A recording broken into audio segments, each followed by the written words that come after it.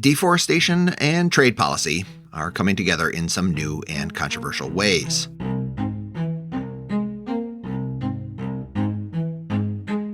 In June of 2023, the European Union's brand new deforestation regulation entered into force. The European Union is taking a huge step forwards when it comes to tackling environmental destruction, after the European Parliament voted on Wednesday to ensure that products on the EU market are deforestation-free. So the products covered will be coffee, cocoa, wood, cattle, palm oil, soya, and also any products that are fed by or used by those things, such as leather from the cows, chocolate from the cocoa, furniture from the wood, that type of thing. The deforestation regulation applies to products sourced not only from European countries, but to goods imported from all over the world. It's not just the deforestation regulation. The EU's recent trade deal with Brazil and other Mercosur countries has not yet been implemented, in part because of Europe's concerns over deforestation of the Amazon. The European Union is not alone. Concerned with deforestation, the United States has also recently blocked imports and threatened tariffs on Peru and Vietnam over illegal logging. This episode explores the economic linkages between deforestation and trade in agricultural products. Is more farm trade good or bad for the fight against deforestation? When it comes to this part of climate change, how do the trade policy details matter? To tackle all of this, I will be joined by a very special guest. Farid Farroukhi, Purdue University, currently visiting Princeton University. Farid Farroukhi is an economics professor at Purdue University and a Kedon Fellow at Princeton University. He is an expert on agricultural trade, and Farid has a brand new paper on the trade-offs associated with farming, deforestation, and exports that he's going to share with us today. Hi, Farid. Hi, Chad. You are listening to an episode of Trade Talks, a podcast about the economics of trade and policy. I'm your host, Chad Bown, the Reginald Jones Senior Fellow at the Peterson Institute for International Economics in Washington. Farid, to begin, describe for us some of the details of the world's deforestation problem. Between 1990 and 2020, the global forest area fell by 7%. To put this number in context and to show how big it is, that's about the size of a country like Argentina or 4 times the size of Texas. However, experiences of countries in terms of deforestation have been vastly different. For example, in tropical areas, forest area that we have lost has been enormous. In Brazil and Congo, we have lost more than 15% of their forest cover in this period between 1990 and 2020. In Indonesia, that's been about 25%. These are big numbers. However, the rate of deforestation in some other countries have been lower. And more importantly, some countries experienced reforestation, meaning that forest area increased in these other regions, including China and parts of Europe. Are all forests the same when it comes to climate change and carbon capture? If one country loses a forest and another country plants trees to reforest an area of the same size, do these changes just cancel each other out? When it comes to climate change and carbon emissions, not all forests are alike. The reason is because the amount of carbon that forests hold or store per hectare of land is also vastly different between different types of forests. Tropical forests, like the ones in Brazil or Congo Basin or Indonesia, they are much more important for storing and capturing carbon from the atmosphere. So that means that cutting down trees in the Amazon is going to be 3 to 4 times more important than the boreal forest, for example, in Russia. Why is the Amazon, a tropical forest in Brazil, so much more important for the climate than a forest in Russia or Europe or the United States? In the US, when we go hiking in woods or forest, we typically find our way because there is enough room for us to walk. However, in the Amazon, that's almost impossible to do. The reason is because per hectare of land, there are many more trees. The trees tend to be thicker or taller. And it's not just the carbon-based biomass above the ground, but also it is the carbon that is stored below the ground, like the roots that store carbon there. The implication is that it is not just about the total forest that we have lost, but also what type of forest we have lost, whether it is in tropical areas or in the boreal forests that are less dense in carbon.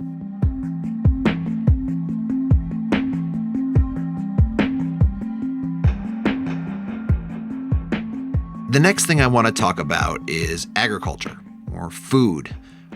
At the risk of asking a super silly question, why is agriculture so important? Agriculture is important because we all need food. And the thing is that these days, particularly in rich countries, we take food for granted because it is just so easily available to every one of us. However, if you look at other countries that are much poorer than a country like the US, or if we put this into some historical perspective, then we see that hunger, famine, and food security have been big issues. So from 1950 to 2000, the world population increased more than double. However, agricultural area increased by about 25% only. What really was the force that was at play was the increase in agricultural productivity, our ability to produce more with less, meaning that if I have 1 unit of land, with that unit of land, now I can produce much more. Over that 50-year period, the second half of the 20th century, how did the world start getting so much more food without using up as much land? There are a number of reasons that this happened, all related to technological improvements in agriculture, the use of fertilizers, better seeds, irrigation systems, and so on, that made us able to produce more outputs with the same amount of land.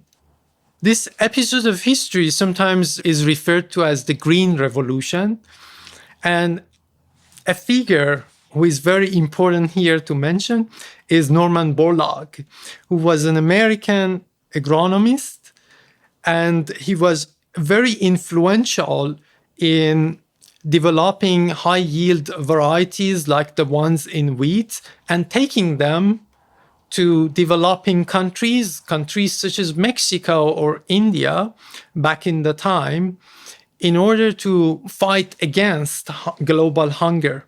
For his contributions to Green Revolution, Norman Borlaug, in fact, won the Nobel Peace Prize in 1970. If Norman Borlaug and the Green Revolution solved this problem, why then is this still an issue today? Today is even worse. The reason is, number one, we still face the growing population problem. We are at 8 billion people now, and then UN projection sets the world population at around 10 billion by 2050. That means 25% more people, so at minimum, we need 25% more food. At the same time, reason number two, we face the issue of climate change. So if we keep cutting forests in order to expand agricultural land so that we can produce more food to satisfy the global demand, then we are going to lose more forests. But these forests around the world are so valuable in capturing carbon and help the issue of climate change. If you put these two reasons together, growing population and climate change, then how we are going to satisfy the global demand for food is going to be ever more important.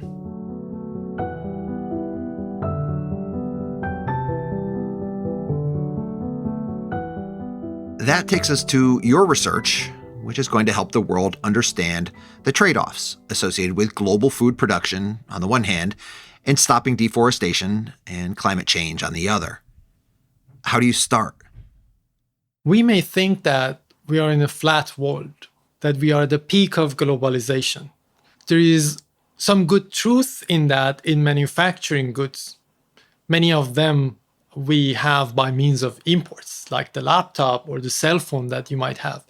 However, in agriculture, there can be a lot more trade than currently it is. There are a lot of trade barriers in the agriculture sector. And it's not just one country, it's many countries we are talking about. These are import tariffs, quotas, export bans, domestic subsidies. All forms of protection in agriculture are prevalent around the world. These large trade barriers in agriculture mean that if they are removed or if they go down, then we are going to have a lot more trade in agriculture. What we are going to do in our research is examining the question of what the implication would be from having a lot more trade in agricultural products for deforestation and climate change. The world does not have as much trade in farm products as it could. Border barriers in farm products remain extremely high in most countries. Not all of them, but most of them. If countries around the world reduce those barriers, stopping trade, what do our basic models of international trade suggest would happen? When countries open up to trade, then each country is going to do more of what the country is good at and less of what the country is not good at. Basically, we are saying that each country is going to produce more in the industry in which it has a comparative advantage. So if you have a comparative advantage in agriculture, meaning that you are relatively good in producing agriculture, then you are going to expand your production of agriculture and export to others. And if it's the other way around, then you're going to import from others.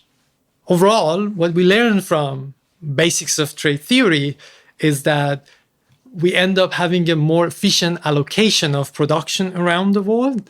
And so there are going to be efficiency gains from trade. And so the world is going to be able to produce more food. Opening up to international trade means more food production overall. That helps deal with the global problem of food insecurity. Yet, we also know from the experience of getting rid of trade barriers for manufactured goods that opening up to trade means the world will change. Who produces what will change. Who farms what will change.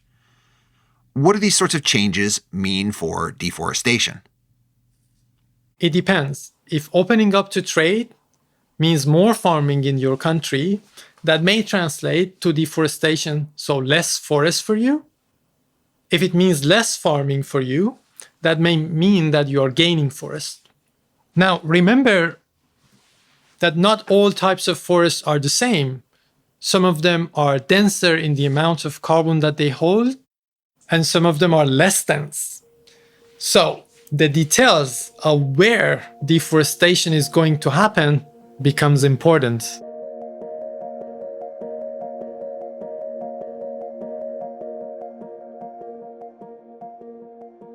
And keeping track of the details of where the deforestation takes place is something you emphasize in your formal economic model. Earlier, you mentioned Norman Borlaug, the Nobel Peace Prize winning agronomist who was such an important part of the Green Revolution in the 20th century. Why is some of his work so relevant for your research?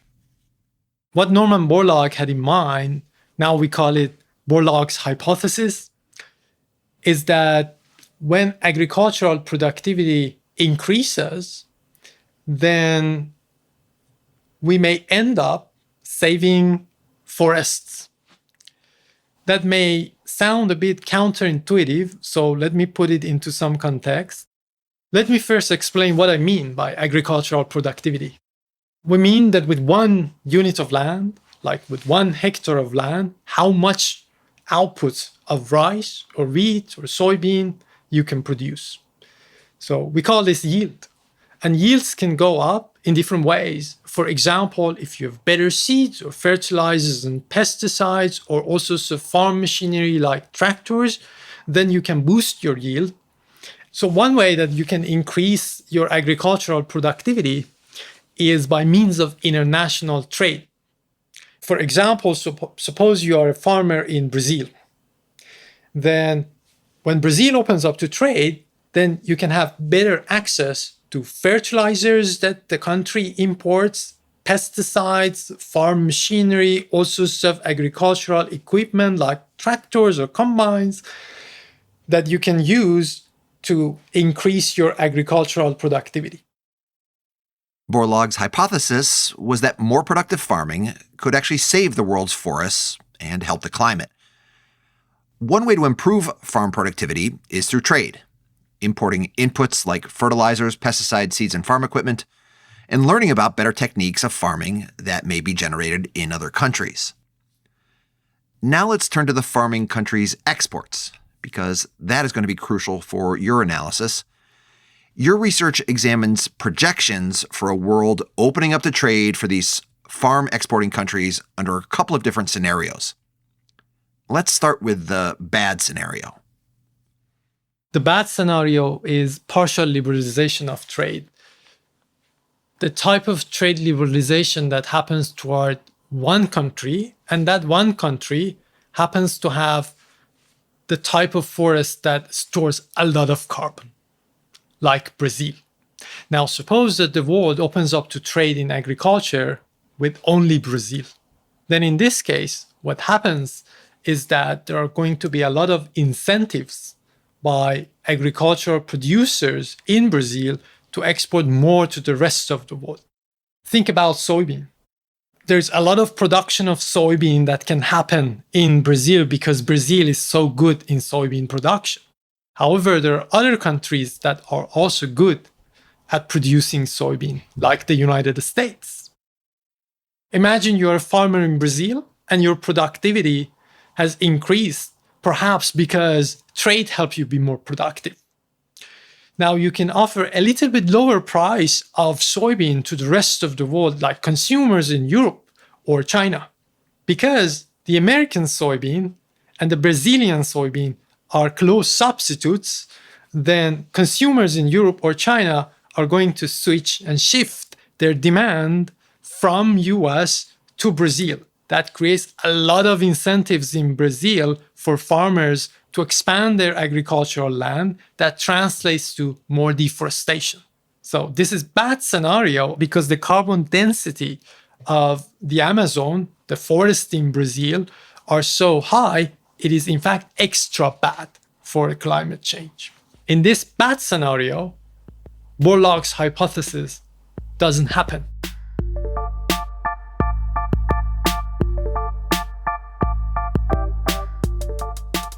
The problem here is the partial trade liberalization. The world is opening up toward only Brazil's farm exports and not toward soybean exports from other countries, like the United States. But Brazil's massive increase in soybean production comes at the expense of really valuable tropical forests. And what the world gets back on climate, from, say, reforestation in the United States due to U.S. soybean farmers producing less, is just not as valuable as the Amazon. That is the bad scenario. Borlaug's hypothesis does not work. Is there a better scenario for trade in which Borlaug's hypothesis could work?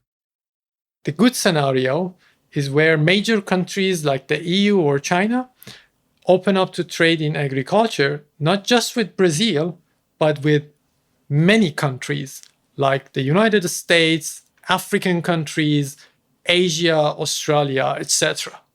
One key reason for why Borlaug's hypothesis can work in this situation is that the increase in demand for food from Brazil or from the US or from Africa is going to be quite limited.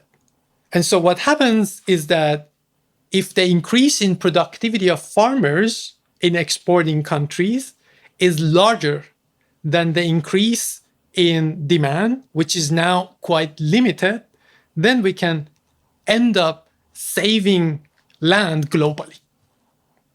why does the increased demand for food from a place like Brazil end up being more limited in this good scenario? At the risk of getting really technical here, tell us a little more about how this could be different from the bad scenario case where the world only opened up to farmers from Brazil. The reason is that in the Brazil example, there were a lot of incentives in Brazil to cut forests because there was some substitution between Brazilian soybean and American soybean, and that substitution was easy to do for customers.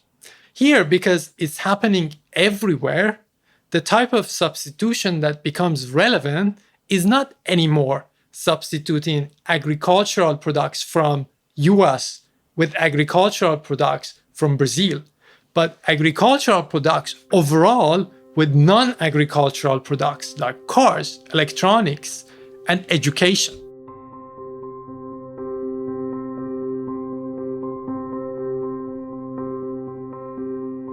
With higher productivity and more efficiency, yes, people globally want a bit more food, but they also want more other stuff. They want goods like cars and electronics, and services like education. So while even a country like Brazil will produce and export more food than it does today, removing trade barriers has much less of an impact on deforestation. Increased land use is more spread out and not limited to forest-critical countries like Brazil. So removing trade barriers and increasing trade could save the forests and help prevent climate change. But again, as your research makes clear, what policymakers of big consuming countries need to watch out for is that they don't open up the trade in a discriminatory way that shifts farming onto lands that are most important for climate. Okay, Fareed, this is amazing. But like all economic models, your research is forced to only tackle a slice of the problem. Tell us about some of the limitations. What else do policymakers need to worry about that isn't being captured by your model? As countries become richer, they may form a larger demand for meat products. And we know that meat production is a very land-intensive type of economic activity.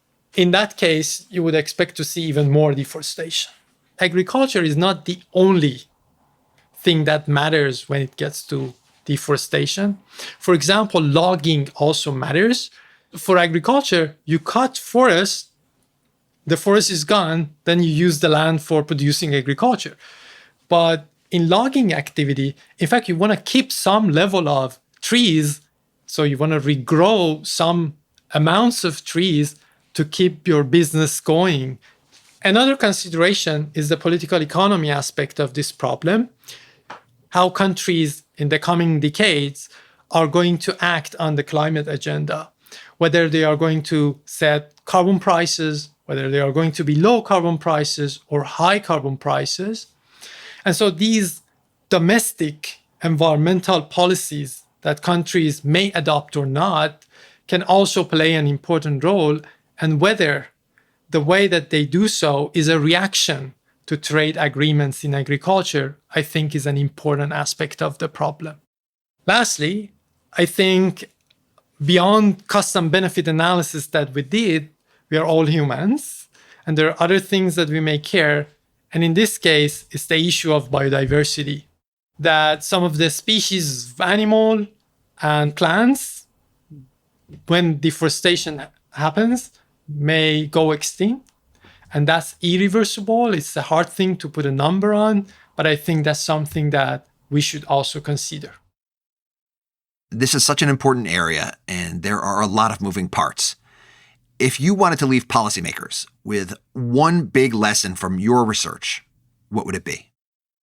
The main takeaway of my research is a call for multilateral trade agreement in the area of agriculture. Because there can be a case with which we can gain a lot by having more trade in agriculture in terms of efficiency gains, and also we can minimize the impact on deforestation.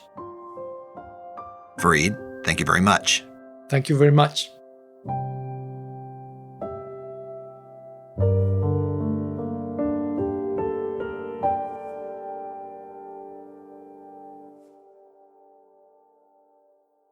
To wrap things up, I wanted to highlight what I think is a big contribution of Fareed's research. There's a need to stress multilateral cooperation and the multilateral non-discriminatory reduction of trade barriers for food. Trade can be a potentially huge positive contributor both to global food security and to mitigate the effects of climate change, including by halting deforestation. But the type of change to trade policy, and hence trade flows, really matters. Selectively opening up to farm exports from only countries with really important tropical forests, like Brazil, Indonesia, and Congo, could lead to really perverse effects that end up harming the climate. The subtle point is that the world needs multilateral, non-discriminatory action, reducing trade barriers toward all of the agriculture exporting countries, to incentivize farming to be done in its most productive places, to get the amount of food the world needs, and to do so through the use of the least amount of land that would take away from climate-important forests. And of course, we need the right domestic policies as well, convincing countries to put a price on carbon emissions and to reward the benefits of carbon capture. And that is all for Trade Talks. A huge thanks to Fareed Farokhi at Purdue University and currently visiting Princeton University. For more on trade and deforestation, do check out his paper with Heitor Pellegrina at the University of Notre Dame, as well as Elliot Kang and Sebastian Sotelo at the University of Michigan. The paper is titled Deforestation, a Global and Dynamic Perspective. On the importance of imported inputs and agricultural productivity, do check out Fareed's separate article published in the Journal of Political Economy titled Trade, Technology, and Agricultural Productivity. I will post links to the research on the episode page of the Trade Talks website. That is www.tradetalkspodcast.com. Thanks to Melina Kolb, our supervising producer. Thanks to Sarah Tu on digital. As always, thanks to Colin Warren, our audio guy. Do follow us on Twitter/X. We're on @trade__talks. That's not one but two underscores, @trade__talks. Because when it comes to deforestation associated with trade with agriculture exporting countries, opening up to imports from two countries would be better than one.